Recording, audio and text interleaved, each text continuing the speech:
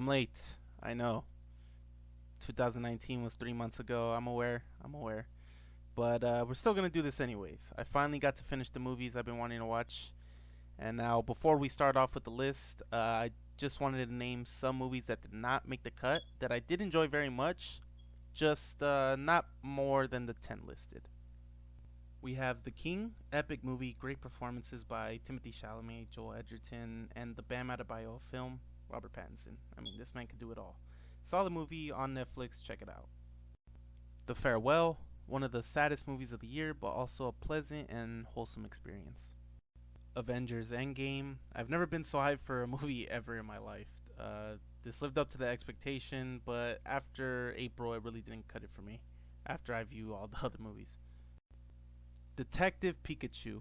If this was a nostalgia list, this would be number one. Pokemon was my childhood. And to see it on the big screen and in live action, it really, really touched my heart. Awesome, awesome movie. And finally, It Chapter 2. Why? Because of Bill fucking Hader. Alright, now that that's over, let's get into it. The top 10 movies of 2019. Sitting at the number 10 spot, we have Midsommar. An odd yet intriguing movie. Midsommar is different, and that's why I found myself so captivated during the film. I've heard plenty of nonsense of people saying how Midsommar really isn't a horror movie, and I'd have to disagree. It is a fucking horror movie. I'd say it's a lot more psychological than in-your-face type horror, but you do get those scenes in the movie where it's a very dark and gory experience. I mean, you have people getting decapitated, people killing themselves, and that shit's fucking crazy. This is a horror movie.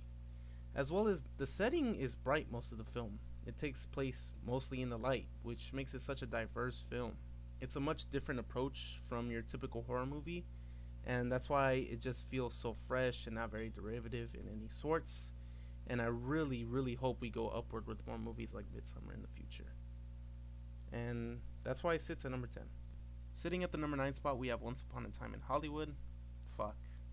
I really like this film, guys. Unfortunately, I didn't have any knowledge going into the movie. I was unaware of who Sharon Tate was and all the other complexities in which this movie thrives on. Going in, I was confused and wasn't able to truly have the nerves, the unsettling feeling towards the end. I missed that opportunity. And that's why it's ranked so low. However, the movie is paced real well. It's a dashing and thrilling experience. Additionally, we don't have that typical dynamic of our two protagonists having a problem with one another. They're very neutral for most of the time, and that's what makes this movie awesome. And that's why it's number 9. At number 8, we have Honey Boy. This was one of my favorite and most anticipated movies of the year. Hearing Shia's story of how this movie came to fruition really put me in a state of contentment. I've loved Shia for a long time, and man, I was blown away with Honey Boy. It's one of the more genuine, authentic films I've ever seen. It's so real. I mean, the last scene where he's talking to his father, I feel like he literally took what he said and put it into the movie. He told him, "Will make me look good, honey boy." That shit felt so real. I mean, we're more than just viewers watching Honey Boy. We're reflecting on a young man's traumatic childhood. It's so fresh and almost therapeutic. I mean, I wanted to go hug my pops after the movie. Alma Harrell directed one of the most aesthetically pleasing movies ever. I mean, this movie is eye candy to the viewers. I mean, Honey Boy's great, and it sits at number 8. At number 7, we have The Irishman, and I'm not even going to get into detail about this movie. I just have to show my respect, give my respect to one of the greatest directors of all time, Martin Scorsese. Give my respect to Pesci, De Niro, Pacino, all of them. They don't make movies like The Irishman anymore. All I can say is go watch it. Go watch it. At number 6, we have Us. I mean, oh man, what else can I say about Us?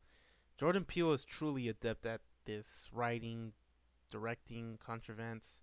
He's so skilled, so sophisticated, and so creative. Us is so fresh and unique that I'm just asking for more at this point. An incredible cast, fantastic writing. I never found myself not watching the screen. I couldn't get my eyes off it. I mean, I'm talking about I went to watch this movie 4 to 5 times the week it came out. I love this movie. Number, what is it, 6? Number 6. Oh man, we're getting to the real fucking good movies now. I mean, every movie prior was really good, but we're into the top 5, baby. And I want to start off. The Safdie brothers deserve way more recognition. They got snubbed at the Oscars. Absolutely snubbed. Not even one nomination. I mean, not even for score. Daniel Lopatin was. This score was incredible too. Oh my gosh, but it's not even believable how much these guys get slept on. I mean, these guys hit the jackpot with a well-written, unsettling film.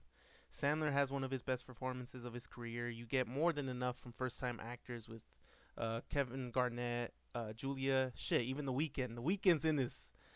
Holy fuck, this movie was stressful, nerve-wracking, and frustrating. Holy shit. Safdies really know how to get you off your seat, and Uncut Gems is a fucking gem. No, what is it called? Fuck. No pun intended. Uncut Gems, gem number 5. Number 4, Joker. Don't attack me for not putting Joker number 1. Look, if this were 6 months ago, Joker's number 1 for sure. But there were just some films better than Joker completely, in my opinion. But I was nothing but in awe the entire time. The Joker is truly brilliant. I mean, God. Joaquin Phoenix magnetizes all eyes and plays the part to perfection. It's brutal. He's malicious. You get him in his suit. It's fucking Joker. And it's fucking incredible. Amazing for this movie is an understatement. Joker, number 4. Oh my god. At number 3, we have The Lighthouse. An unhinging experience. I was so nervous, so worried, so petrified watching this film. I mean, you have a brilliant fucking cast. Willem Dafoe and the Bam Adebayo of film, Robert Pattinson. This guy can do it all. So can Willem Dafoe.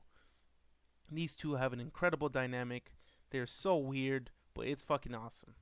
Robert Eggers truly has his masterpiece film in The Lighthouse. Yes, he has The Witch, but this thing completely blows it out of the water.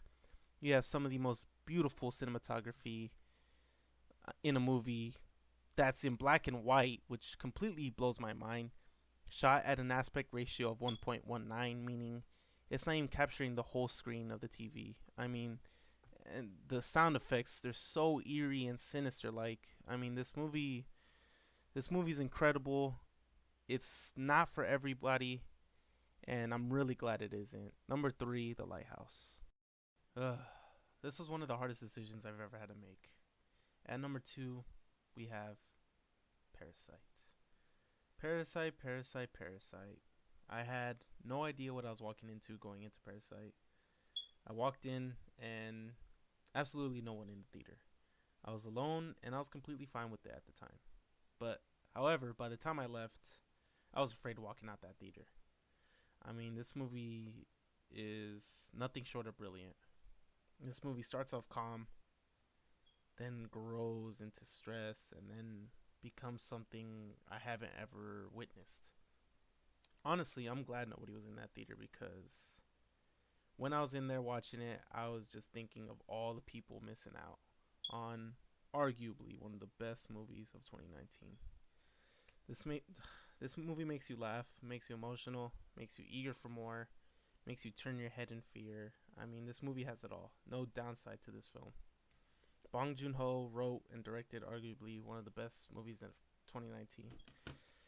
At number 2, it's Parasite. Honestly, it's very hard putting it at number 2, but just the number 1 spot is that good.